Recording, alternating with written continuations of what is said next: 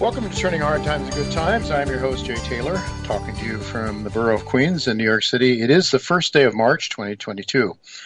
I do like to remind you I write a newsletter called Jay Taylor's Gold, Energy, and Tech Stocks. You can subscribe to that by going to miningstocks.com. And like to tout Chen Lin's letter, What is Chen Buying, What is Chen Selling? You can go to chenpicks.com for that. And also Michael Oliver, who's with us today, it's olivermsa.com to sign up for his letter. We want to thank all of you for listening to this show, making it one of the more popular shows in the Voice America Business Channel. Also like to encourage you to send along whatever comments you have about this show to questionsfortaylor@gmail.com, questions, the number 4, taylor@gmail.com.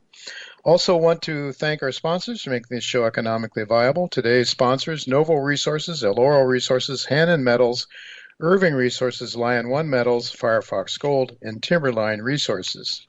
And I should say that today, El Oro Resources put out some fantastic drill intercepts that are driving the stock dramatically higher today. Maybe it was up 17% or something like that on the news, but truly a great story and one that you'll be hearing a lot more from, I'm sure, in the future.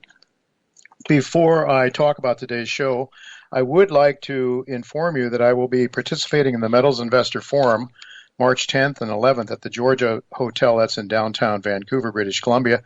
The companies that I have invited are Klondike Gold, Snowline Gold Corp, Goliath Resources, and yes, El Oro Resources. Really, really happy to have El Oro joining me as well as the other three companies.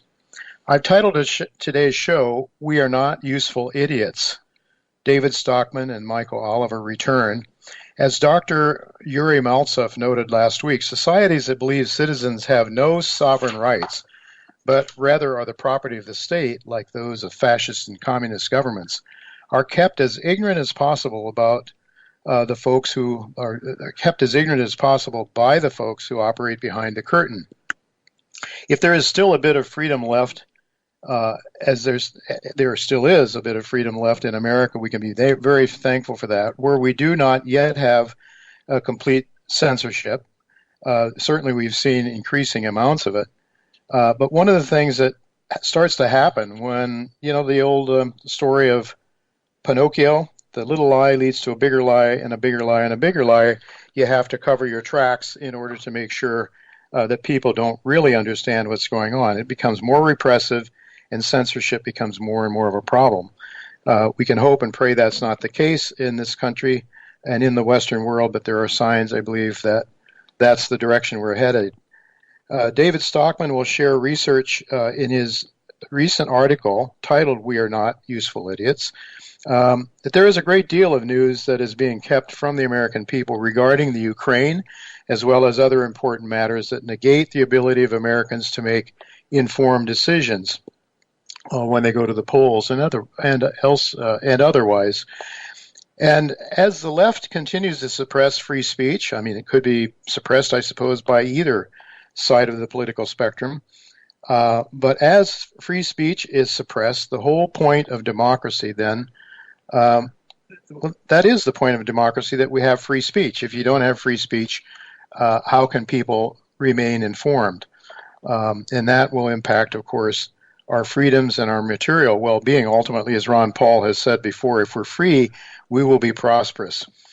Well, David will be with me in the second half of today's show, but those of our many listeners who are big Michael Oliver fans will be delighted to know that Michael will be with us a few minutes longer today. He will join me right after our first commercial break. And I can't think of a better time to have Michael with us than right now, because it does seem as though markets are at a pivotal point and maybe have already pivoted. Anyway, the markets are very volatile right now, as we all know, and we'll look for Michael's guidance in terms of where he thinks things are headed based on his objective work. I think Michael's work is very objective. It is based on data, and so I have, as you know, put a lot of faith in Michael's work. It has served me very well since he's been on the show with us for the last 2 or 3 years at least. The opening lines in the American Declaration of Independence, and I like to state this very often because I think it's so important. Those opening lines stated, "We hold these truths to be self-evident, that all men are created equally by their Creator with certain inalienable rights, among which are life, liberty, and the pursuit of happiness. Well, I think that set the framework for the American Constitution and the policies that have been employed by America for many, many years. But in other words, what this means is that our rights are given to us not by Joe Biden or Donald Trump, but by God. Now, to the extent that people no longer believe in God, then they make the head of state God, and that doesn't usually end very well because the population gives total power to one individual because they have nowhere else to turn, or so they think. As Jordan Peterson said recently in a discussion he had, he said, actually this was a discussion he had with Barry Weiss, former writer of the New York Times. He said, if Stalin doesn't have God, then Stalin is God. And so he, like other atheists, dictators like Mao Zedong, Hitler, Pol Pot, were free to kill countless millions of people because they were God and they knew best. So if you are cheering for a dictator in America to make to try to find somebody who can really straighten things out, I might suggest that you be careful what you wish for.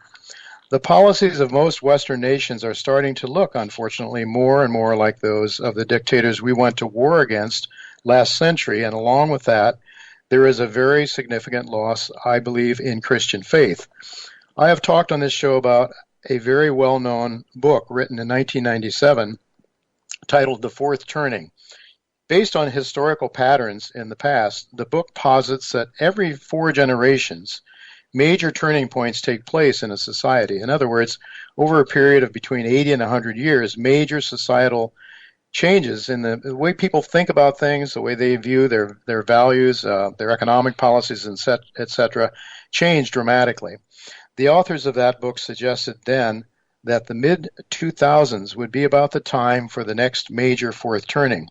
It seems to me that they pretty much had that right because major changes in our country's morals and financial attitudes and so forth really took a major change in 2008 with the financial crisis.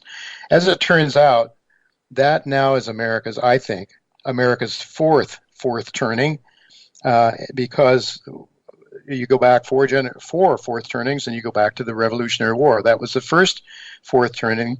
Then we had the Civil War in 1860 or thereabouts. The Great Depression and the World War II was the third fourth turning, and now I believe that the authors of The Fourth Turning, that book, pretty much nailed it when they called the mid-2000s as the next fourth turning.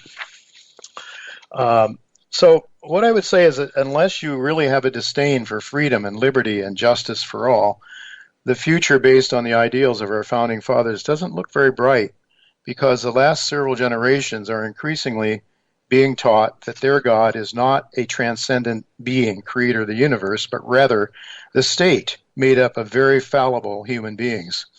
But those of us who actually believe in our transcendent creator do have hope, no matter what our very fallible leaders do. Last I looked, our coins and currencies still declare that it's God that we trust in and not the man or woman in the White House. I, for one, believe if we put our faith in our creator, we will be all right, though we do not need to, we do need to prepare for the trials and tribulations that are put before us. And so I'm happy to say that we're right after we come back from commercial break, Michael Oliver will be with us to help us try to navigate the difficult times ahead in the markets at least. And so we're looking forward to hearing from Michael.